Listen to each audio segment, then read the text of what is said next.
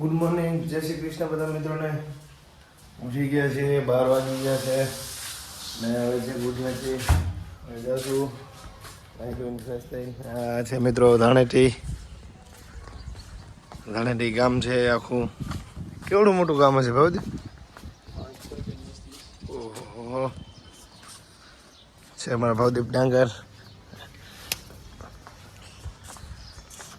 આ બાજુ ગ્રાઉન્ડ હે, રમવા ગયા હતા કાલે. આજે બહુ થાક્યો, આવો કોઈ દી નથી થાક્યો. 12 વાગ્યા સુધી ક્યારે હું જોઈશું.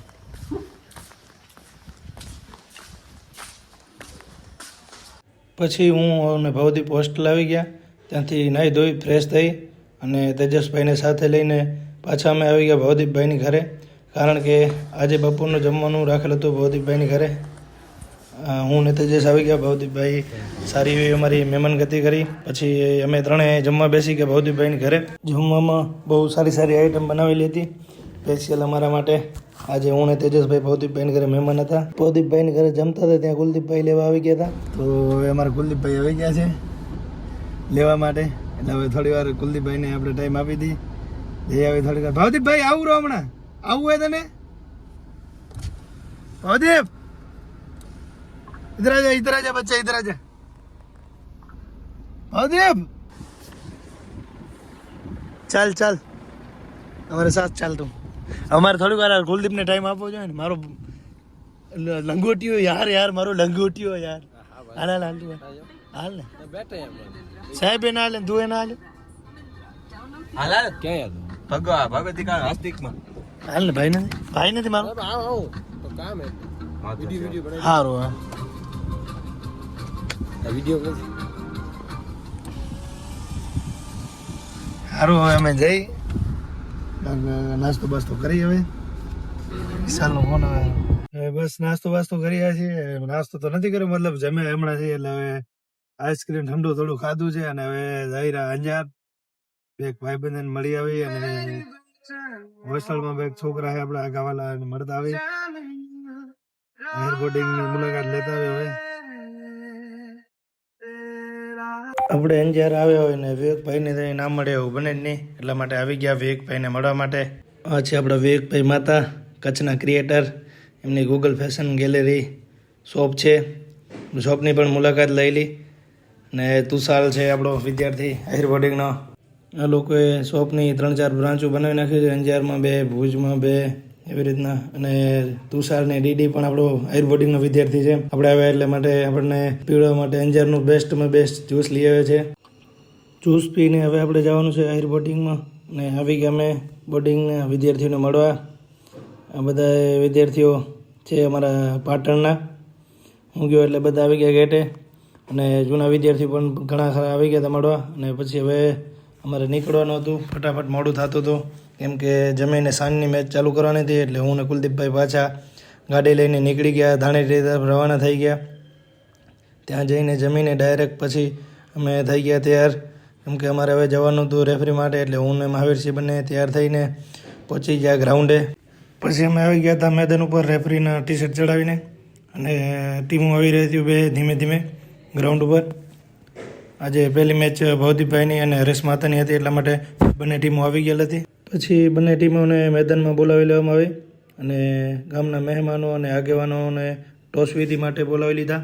આજે પહેલી સેમી ફાઇનલ હતી, એમનો ટોસ કરવા જઈ રહ્યા હતા. આજની પહેલી મેચ ભવદીપ છાંગા અને હરેશ માતા વચ્ચે હતી. ટોસ જીતીને ભવદીપભાઈએ પહેલી રેડ કરવાનો નિર્ણય લીધો અને આજની ટુર્નામેન્ટની पहली मैच शुरुआत થઈ ગઈ છે. स्कोरिंग में चल रहे हैं भवदीप छांगा, टीम के आइकन खिलाड़ी, सबसे महंगे प्लेयरों में से एक है. लोंगेवाला की जवाबदारी उनके कंधों पर. चल पड़े पहली रेड लेकर. 30 सेकंड का समय उनके पास. आज का पहला क्वालिफायर शुरू हो चुका है. सामने कारगिल जो इस टूर्नामेंट में अभी तक एक भी मुकाबला नहीं आ रही है. उनके सबसे धरखम खिलाड़ियों में शामिल है माधव माता, बाबू ढीला, CR7, प्रतीक छांगा. जबकि कॉर्नर पर विशाल छांगा जिम्मेदारी भरी यहाँ पर. अभी तक उनकी खेल भावना काफी दिलचस्प रही है. इसी बीच यहाँ पर खाली रेड के साथ की है शुरुआत. अब अगली रेड के लिए कारगिल की ओर से माधव माता, टीम के भरोसेमंद खिलाड़ी. कल उनके टीम के सबसे आइकन खिलाड़ी थोड़े से चोटिल हुए थे, जिसके बाद जिम्मेदारी ली थी माधव ने. और अभी तक अपनी टीम को एक भी मुकाबला उन्होंने हल्के में नहीं लिया. 4 में से 4 जीतकर टॉप. आज फाइनल में लोंगेवाला टीम અને રજાંગલા ટીમ બે ફાઇનલમાં પહોંચી હતી અને બધી ટીમોના નામ બહુ જોરદાર આપેલા હતા અને હવે ફાઇનલનો ટોસ વિધિ જઈ રહ્યો હતો. બંને ટીમો આવી ગઈ હતી ગ્રાઉન્ડ ઉપર.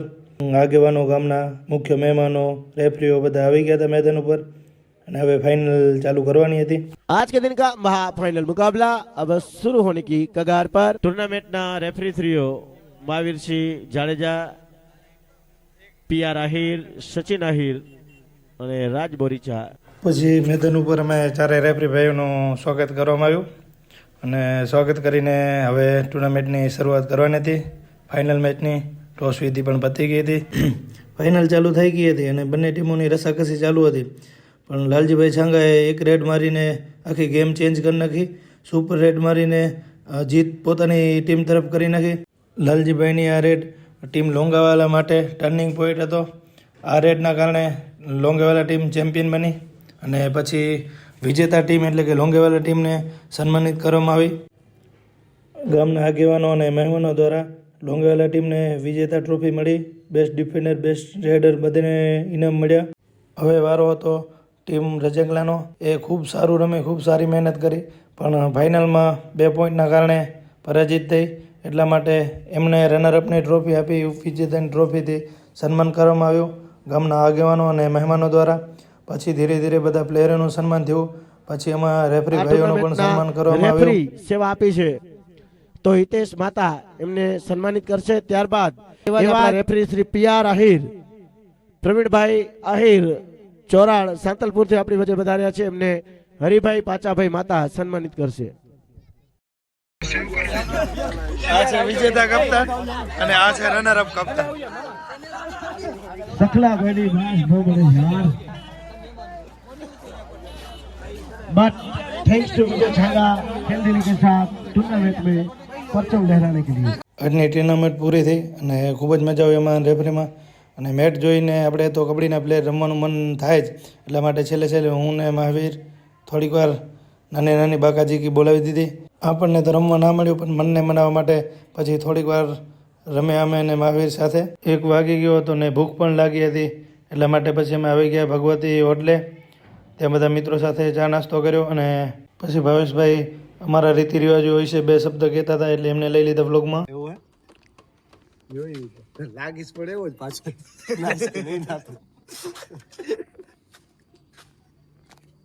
અમારા બાપ દાદા શું કહી ગયા? બાપ દાદા દોડજો એમ.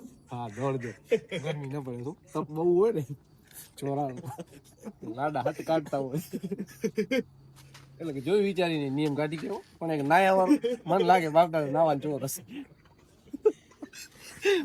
આ નાત ના ના એ તો ના એના બાપ દાદા બરોબર હશે.